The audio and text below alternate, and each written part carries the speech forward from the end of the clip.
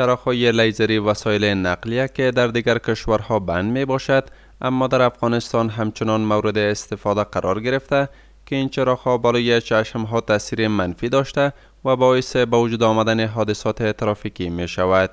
اینجا بزرگراه کابل قندهار ساحه کوتل روضه است. مسئولین ریاست ترانسپورت ولایت غزنی در یک اقدام تازه می خواهند که جلوی چراغ‌های لیزری را بگیرند. موږ په دې خاطر باندې راوتلي وو چې د کابینې پریکړه وه او د ریاست الوزرا محترم حکم وو چې لیزري څراغونه او په موټرانو پسې چې ټیلې بسته وي هم د دې مخنیوی وکړي په کلکه باندې.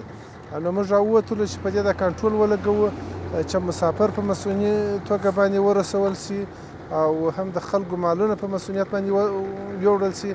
در همین حال رانندگان و مسافران این مسیر این اقدام مسئولین اداره ترانسپورت غزنی را می ستایند و بر جلوگیری چراغ‌های مشکل آور برای رانندگان توسط حکومت تاکید دارند. دا خو به خښه اقدام دی، دا د ولس و د خلکو د سپاریانو په ګټه دی، په نفع دی، ځکه چې دا حادثې پیښ شوي دي او موږ ته شهیدان د لاسه ورکړي دي. نو دا ډیر ښه اقدام دی او د خلکو د ولس په نفع دی، ډیر ګټور اقدام دی. دا ولا دا خو ډیر مهم دی، د موټروانانو پر سترګو باندې ډیر بد سي، دا ډیر مهم دی چې باید دا ګروپان د لیزري بتۍ ایسته سي، ځکه موټر سړک باندې هم تنګ دی او دا چې دا خوا هم لیزري بتۍ موټروان ته هم مزاحمت کوي، شاته مسافرینو ته هم مزاحمت دی. نو په دې خاطر چې دا ایست دا ډیر ښه اقدام دی او نیک اقدام دی.